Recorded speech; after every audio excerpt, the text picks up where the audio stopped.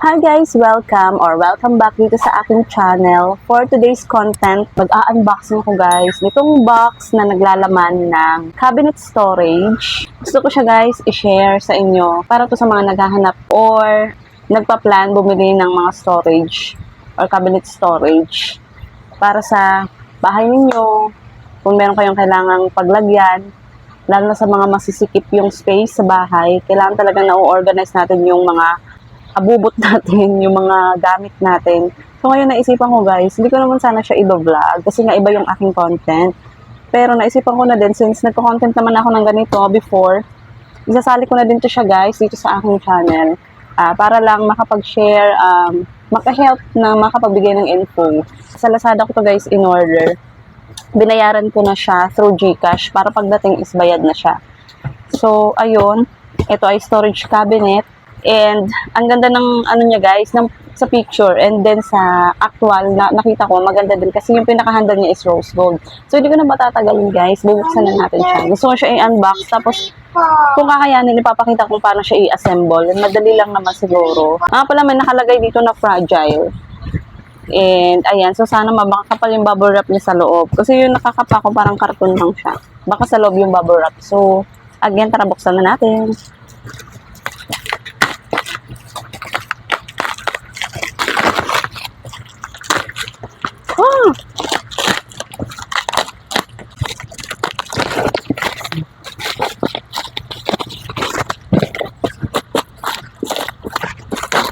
As you can see guys, dalawang box siya. Ayan, yun siya. There, ayan, dalawang box yan siya. Kasi itong box na maliit is 3 layer siya, then 40 cm yung kanyang yung width niya, yung lapad niya. Tapos ito naman sa baba, ito ay 5 layer tire and 50 cm naman yung kanyang lapad. So ayan, tingnan natin siya kung ano yung itsura niya kapag na-assemble na natin. So, tika hang. Saan mo natin ito? Dapat kahilong. Unahin natin itong maliit. Naku, wala siyang bubble wrap. Naku, wala kayang basag to. Wala siyang bubble wrap. Ayun siya, oh, diretso karton. Pati yung yung labas niya may bubble wrap. Sana naman walang damage. Off-white siya, guys. Hindi siya yung white na white. Ayan, off-white siya. Tapos, hindi nga transparent. Kasi dalawang klase ito. Merong transparent, tapos meron siyang gulong. Ayan, hindi siya transparent. Tingnan ko tong malaki. Kung Pares kasi transparent yung kinuha ko. So, i-check ko itong isang malaki kung ganun pa din.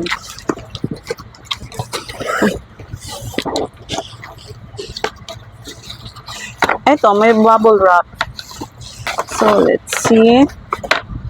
Ayun, ito transparent guys. Inis ah. Okay. Ayan, liit ng door. Transparent pala siya. Ayun siya oh. Yan. So, ito yung sinasabi ko guys, na transparent. Ayan yung pinaka-door niya. So, i-assemble pa natin yun para makita niyo yung kabuuan. Madali lang naman natin ito i-assemble. Papanoorin niyo pa ba yung pag-assemble? Gusto ko sana ipakita na buo na, pero syempre, sige, dagdag na din sa video. So, transparent siya. Okay. Ganyan yung kulay niya guys, off-white. I-recheck ko nga itong isa, kung ganun din. Ay, transparent. Kamali ako. Transparent din siya. Ano ba yan? Akala ko, hindi transparent yung binigay. Kasi gusto ko talaga yung door transparent para pag mga stock to yung ilalagay kita. Yun nga lang, hindi siya clear guys na pagka-transparent. Pagka-brown siya. Pero okay lang. Parang hindi ganong kita pag medyo magulo-gulo na sa loob. Hindi ganong obvious na magulo-gulo na sa loob. So, ayun. Tara na. Assemble na natin siya guys. So, ayun guys. Bawat isa sa kanila nakaganito, may plastic. So, kinuha ko na siya isa-isa. Ito, may plastic. Para mabilis na. Bali, ipapakita ko na lang guys na i-assemble ko is itong 3 layer lang. Kasi ganun din naman kung paano to i-assemble, ganun din yung malaki. Papakita ko yung malaki pag buo na siya. Ito lang yung maliliit ang aking ipapakitang i-assemble. So, eto guys, eto yung mga handle. Ayan, mga handles ko nitong mga bawat doors. So, yan. Okay guys, eto siya. Meron nitong tatlong grupo. Tatlong grupo sila. Kasi nga 3-layer, di ba? Ito, oh, ito. So, pare-parehas yan sila, guys. So, ganito lang pala yung gagawin daw nan. Ito kasi siya, oh. Nakaganyan siya, di ba? Ayan. Ganyan ba siya? Tapos, ganyan siya. Igaganyan. Ito yung pinaka-door niya. Ayan yung door niya. Tapos, ito, madali lang siya. Idudugtong lang dito, oh. Ayan. Pagkakabit lang siya dito, ganyan. Ilalak lang siya. Yan. Para mag-ano siya. Mamaya ko na guys ha, babanggitin kung magkano ko siya nabili. Assemble muna natin siya. Yan. So, napatayo na natin siya ng ganyan. Eto guys, kung napapansin nyo, nagbubukas-bukas siya kasi meron yan siya dito, pinaka ito, parang malalagyan pa yan dito ng pinaka-lock or magnet para mag-magnet siya. Tapos dito sa likod, blanco pa siya. Ayan, tatayo. Tapos, yan. Ganun din yung gagawin dito kung anong ginawa ko sa front. Ayan, ilalak lang siya. Nasa ibabaw lang. Baba. Dito, tsaka dito siya, guys. Ayan, basta meron kayong makakapadya na parang kailangan mo siya ilak. Ilak lang maigi para hindi siya magbuka. Hindi siya bumuka. Yan, ayan. Ayan siya, oh. So, yung tsura niya is ganito na siya, guys. Ayan. Na, ano na natin siya. Dugtong-dugtong lang pala yan sila. Ayan. Nabuo na natin siya as box. So, ngayon ang gagawin ko, guys, lalagyan ko na siya ng door. Door handle. Yung nakita ko kanina na door handle. This one. So, ilagay natin siya. Door handle niya. Yan. Ganun lang kasimple. Ayan. Ayun siya guys. So, naglalak siya dito na mismo. Ayan. Kita ba? Basta maglalak yan siya dyan. Ayan. Madali lang naman. Basta pag ididiin nyo siya, hawakan nyo dito sa likod para hindi mabali. Kasi medyo ano lang siya. Fragile talaga siya. Then, yung isa naman. Nakikita na ko ng ganito, pag nag-assemble ako. Pag ganito lang, yung wala ng mga masyadong marami screw, ang tornilyo, ayan. Cute, ayan. So, eto na. Ano to siya guys ha? 40 cm, ganito yung lapad. Ayan, 40 cm to. Yan, so naging box na siya. Ganun lang, parang ano lang, assemble. Ano lang siya, ilalak-lak lang siya bawat dito. Matutuntun nyo na siya guys pag hawak nyo yung product. So, ang next step is, ito naman lalakan natin. Pero parang may mali ako. Pero pwede naman. Pero para mas hindi mahirap siguro, ihuli sana itong isara para malagay natin yung pinaka-magnet dito. Pero kung ganito na siya, pwede pa din naman. Kunin ko yung sinasabi kong magnet. Ito siya Ito ay yung maglalak dito. Ganyan yung kanyang itsura. Ganyan. So, i-open natin. Mahirap talaga mag-assemble pag walang nagbi-video. Ganito yung itsura niya guys. May pag-ganito siya. Ayan. So, okay lang kahit hindi naka-ano. Ayan. Okay. Dito. Ay, oo. So, ganito guys. Ayan, itutusok lang siya. Ayun siya guys, Ito, Tapos ito, meron siyang dito sa, ayan. Itutusok lang siya dito. Diba? Gulo. Kasi kailangan mag-video. I-shoot nyo lang siya dito sa butas. Ayan. So, para mag-magnet siya. Yan. Hindi na siya nagbubukas guys, diba? Tapos, ganoon din dito sa baba. Meron din siya. Kasi sa isang plastic, meron siyang laman na 4. So, taas baba siya. So, ilalagay ko lang siya guys. Wait. Madali lang to guys. Kung hindi ako nag-video, mabilis ko itong matatapos. Napakasimple lang niya i-assemble.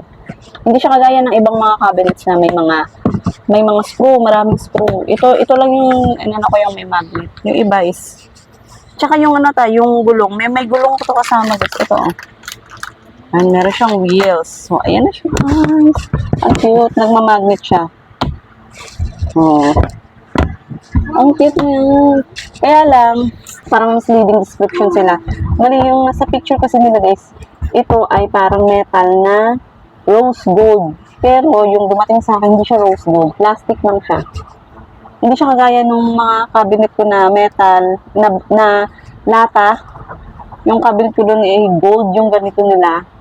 Ito, plastic lang siya. Pero okay na. Okay na sa akin. Maganda sana yung tingin talaga kasi elegante siya. Pero ayun na, okay lang. Cute naman ang color. Yan. Sana black na lang po uloy. Sabi ko reklamo. Pero okay na yan. Ayan, ayan. So, bali 3 layer to siya guys. Then, ganun din ang gagawin ko dun sa dalawa. Tapos, idudugtong-dugtong natin to siya pag nabuo ko na. So, buuin ko lang guys yung dalawa. Hindi ko na ipapakita kasi same process lang siya. Kasi parehas lang din siya nito. Okay? Okay guys, ayan na oh. Nabuo ko na yung tatlong mga boxes. Ayan. So, ayan. So, meron ako dito guys, natirang ito. Ito yung pinaka cover niya sa pinakataas, yung pinaka-top niya. Tapos, meron dito gulong. Asan ka na? Here. Ayan. Merong wheels. So, para hindi ako mahirapan, para hindi tayo mahirapan maglagay ng wheels, bago natin siya pagdugtong-dugtongin, ilalagay na natin yung wheels. Ito sa pinakababa.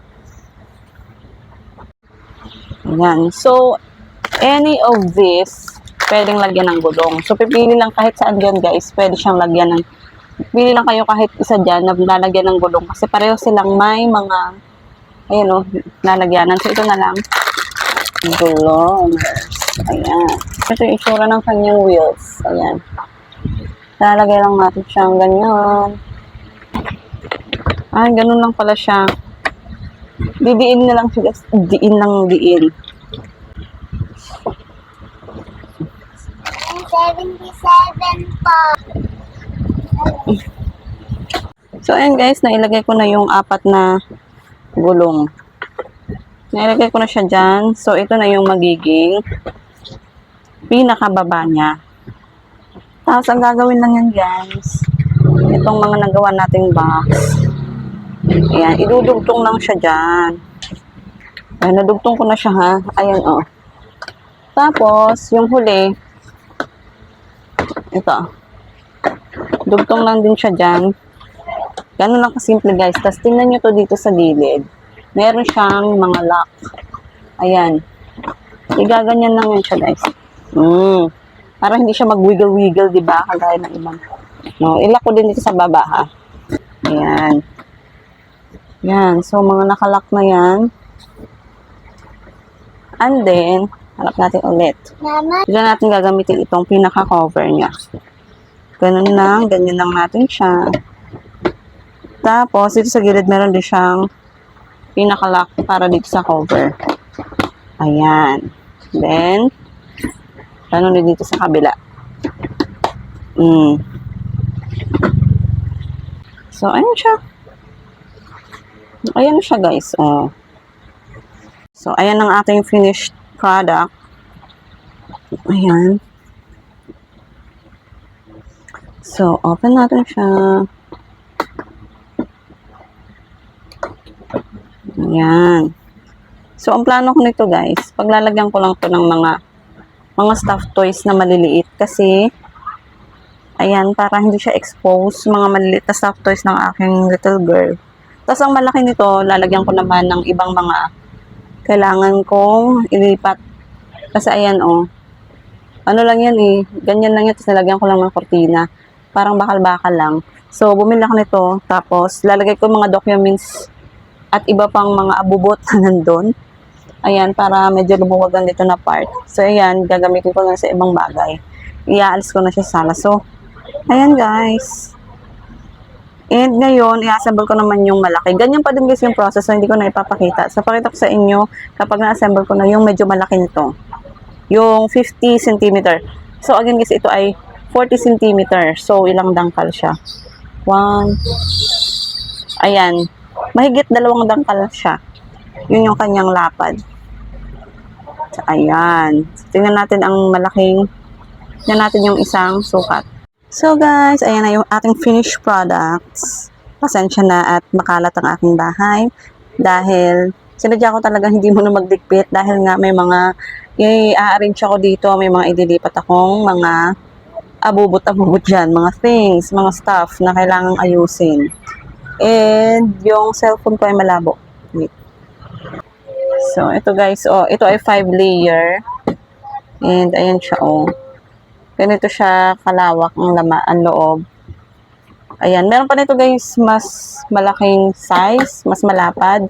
May 60 pa ata nito, hanggang 70 ba yun? So, ayan, ito is 50 cm and this one is 40 cm. So, tingnan natin kung ano yung mga mailalagay ko dyan. So, ayan, so sana marami akong mailagay. And, pwede pang lagyan ko dito sa taas. Ang ano ko dito, medyo manipis lang siya, hindi siya makapal, hindi siya kakapalan guys ha. Kaya medyo fragile siya. So dapat mga magagaan lang ang pwedeng ilagay diyan. So ayun, nilalagay ko lang naman diyan yung mga hindi pwedeng maalikabukan, kagaya ng mga stuffed toys. Tapos ibang mga documents, mga bags dito na kailangan nakakip. Ayan. So punta tayo guys sa prices niya.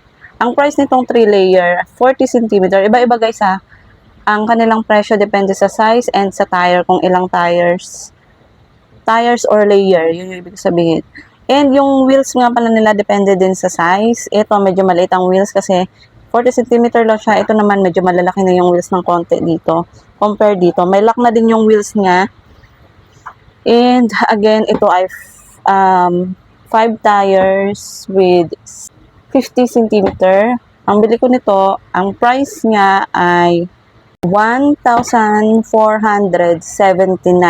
Ayan, naka-discount na ako ng konti. Pag may mga voucher kayo guys, makakabawas naman. Dahil, lalo na pagka sa Lazada kayo umorder. So, ayun, 1,479 ito. Ayan, so kayo na mag-ano kung worth it siya sa 1,479. Ayan, 5 tires na kasi siya. Tapos, syempre, meron na siyang door. So, makikip niyo na dito yung mga hindi dapat pwedeng maalikabukan. Tapos, dito guys, itong 3 tire naman na 40 cm, ang price naman ito ay 699 naman. So, ayan, wala pa siyang 1,000. Nasa 699 lang siya, guys. Kung interested kayo, bumili nito, ilalagay ko sa description box yung kanyang link. So, yun lang guys. Thank you so much. And see you on my next video.